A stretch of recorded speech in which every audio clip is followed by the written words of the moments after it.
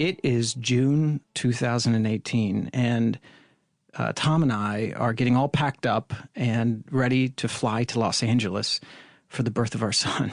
And I'm really excited, but I'm also a little bit terrified. This is something that he and I have dreamed of for so long. On our very first date, when I came over to London and met him, and then we went down to his family's home in Plymouth, we took a bike ride, and we broke every rule of first dates, and we started talking about marriage and about children, and we named these future children, and we both talked about and understood that, you know, we'd lost a lot of people in our families, my mother, my brother, his father, and we just both felt it was really important for us to grow our families again, and I knew a lot of friends who had had children via surrogacy in California.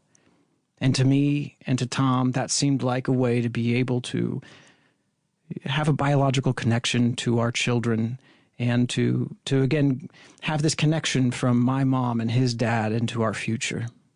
And that was important to us. And we've been on that journey for some time now. And I have to say, we kept it very, very private. We kept it just with our families for a very long time until that 20-week scan when it was clear we had a healthy little boy that our surrogate was carrying, and we decided on Valentine's Day to share that with the world. And a lot of the reaction was so positive and wonderful and joyful and sweet and supportive. But then, particularly when we flew back to the United Kingdom from that scan, we saw a lot of comments that were quite negative. We saw a major newspaper say gay dads are not the new normal, and I'd be lying if I said that wasn't hurtful.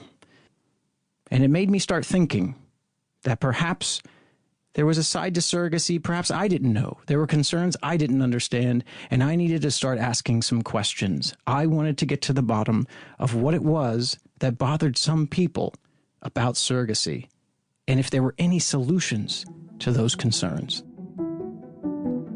Now, to understand why some people are uncomfortable with surrogacy, we need to understand why intended parents turn to surrogacy to create their families. And this is where we're going to start, with the stories of two different families, two different methods of surrogacy in two different countries with two very different sets of laws and with two very different price tags.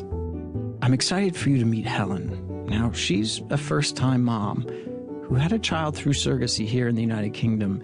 She lives near Manchester, and she came into the studio to share her story of how she built her family and the journey she's been on to have that family. The first time we found out I was naturally pregnant, we'd only been trying for a couple of months, and I didn't actually realise I was pregnant. I started to feel a little bit unwell and thought, well, it's, all the partying we've been doing. Never actually thinking, oh, actually, I could be pregnant. So we found out I was about 8.5 weeks pregnant when we did a test.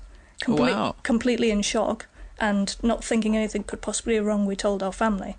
And then, unfortunately, things started to go wrong. We found out that the pregnancy wasn't viable, and then we had to go back to our family and tell them, look, this is what's happened. And it was one of the hardest things we've ever had to do.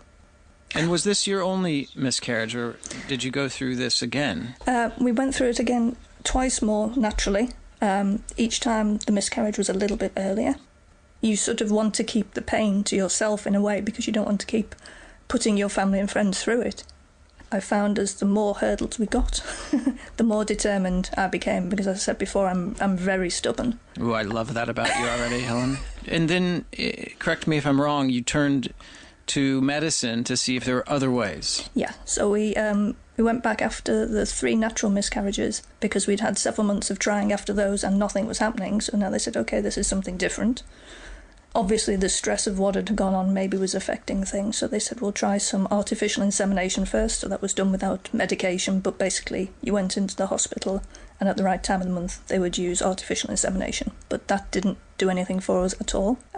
So we had, I think, 10 or 11 rounds of that, so very nearly a year. Wow. So then we looked at IVF, which originally we'd said, if we get to that point where we're going to need to have treatment, then we're not going to do it. Well, of course, at this point, we were just grabbing with both hands any opportunity we could to get pregnant. Now, in case you're curious what IVF stands for, it's in vitro fertilization. And it's a treatment for people who are unable to conceive themselves naturally. It involves collecting a woman's eggs and fertilizing them with sperm in a lab. Then the fertilized egg, called an embryo, is implanted into a woman's womb.